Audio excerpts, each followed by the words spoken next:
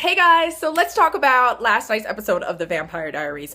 I felt like it was the best episode of the season so far. There was a ton of things that happened, and I kind of just loved it. First of all, let us talk about Elena Gilbert, you guys, right? Because the more and more I see of this Elena, the more and more I am loving her. I mentioned last week that the whole Elena That's Forgotten Damon reminds me of Elena season 1, and I totally love that. She's continuing to do that, and I'm kind of falling in love with her all over again. This week's episode was all about her and Stefan, right? And she's trying to convince Stefan that he needs to stay because Stefan wants to leave and go back home, as he calls it. So the two of them go on this little trip, and Elena pretty much promises him that if you convince me that you're really okay, then I'll let you go. And Stefan spends the episode kind of teaching her how he starts over, because you gotta think, how many times has Stefan Salvatore had to do that? The whole time Elena's trying to give him advice about getting over Damon, but of course Stefan is not hearing any of it because he knows that Elena is only okay because she was compelled to forget. And so Stefan spills the beans, you guys. Stefan is the one that tells Elena the truth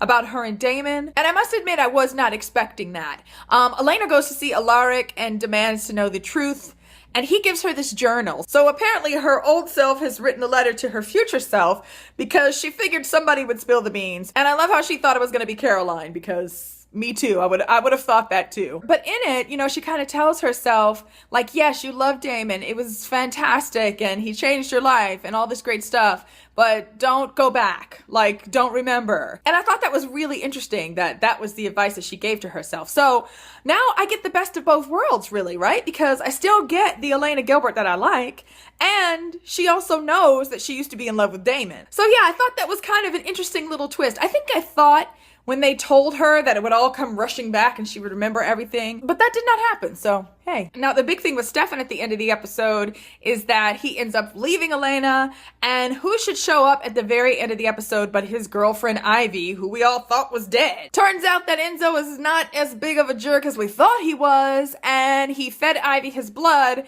before he killed her. So now Ivy's a vampire, and I don't know how I feel about Ivy, so I guess we'll see what happens with that. So let's talk about Damon and Bonnie, you guys, because they're like my favorite part of every episode so far this season. They, of course, have got this guy, right, Kai, who's with them in the loop of May of 1994. What a twist with this storyline, you guys, right? I mean, the whole bit where we finally get who Kai is and why he's there. It turns out that he was trapped there in this little time loop because he's being punished because he pretty much slaughtered his entire family. Kai is a part of this whole like Gemini coven we've been hearing about this season, and yeah, he killed his family. I mean, and as he talked about it, you just get that this boy is psycho, and he wants to go back really so that he can punish the rest of them. And now, of course, after she learns this, Bonnie is very hesitant to do anything because, of course, if they get to go back home, that also means that they're releasing this like psychotic serial killer guy back into the real world. I thought it was such a great twist. And I am loving them kind of trapped there in that little time loop. So part of me hopes that it lasts longer and that Bonnie kind of continues to wrestle with that decision. Now let's also talk about Damon, right? Because you know, this whole time Damon's been talking about the fact that this is his own personal hell. And, you know, you thought he was just being dramatic because he's Damon and that's what he does. But through some flashbacks, we actually get why Damon keeps saying that. Back in 1994, he came to Mystic Falls to try to kind of reconnect with Stefan. And who remembers Uncle Zach from season 1? Uncle Zach was in this episode along with his pregnant girlfriend.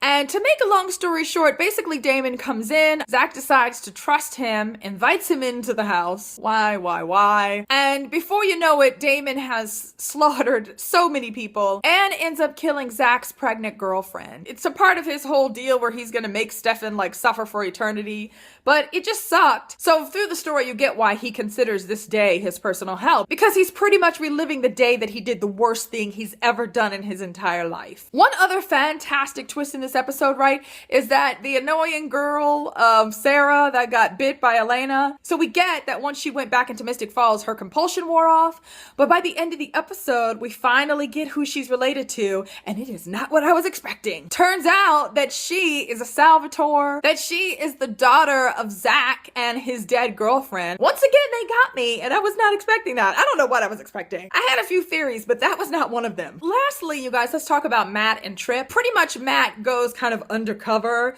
to try to find out what Trip knows about vampires and such. And so we kind of get Trip's story pretty much after the Travelers did what they did to Mystic Falls. And then anyone who's ever had compulsion used against them suddenly remembers what really happened.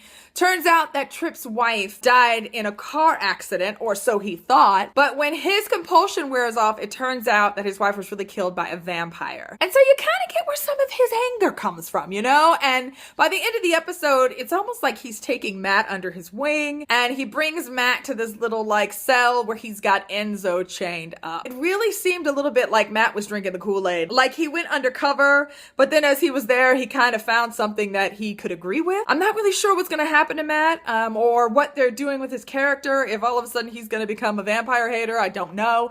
I really hope not. Yeah, you guys, like I said, best episode of the season so far. I am absolutely loving the whole Bonnie and Damon storyline. Elena Gilbert is back. And there are just some really cool, like, twisty, curvy kind of plot lines that are happening. And that is what I love about the Vampire Diaries. I mean, when I started watching the show, like season 1 on Netflix, mind you, but when I started watching season 1, that was one of the things that hooked me, was that you never knew what was going to happen. And things that seemed predictable all of a sudden weren't. Last season, I didn't feel that so much about the Vampire Diaries. So I'm kind of loving that we're starting to see some of that again, and I hope that it continues. Okay, you guys, that is it for me this week. Can't wait. Absolutely can't wait to hear what you guys think about this episode. Let's talk about Ivy in the comments section below this week, you guys. What do you think about Ivy? Are you glad that she's a vampire? Do you want her and Steven to work out, or is she going to be more of a hindrance? Make sure you comment down below with your answers, and I will see you guys again really soon. Bye.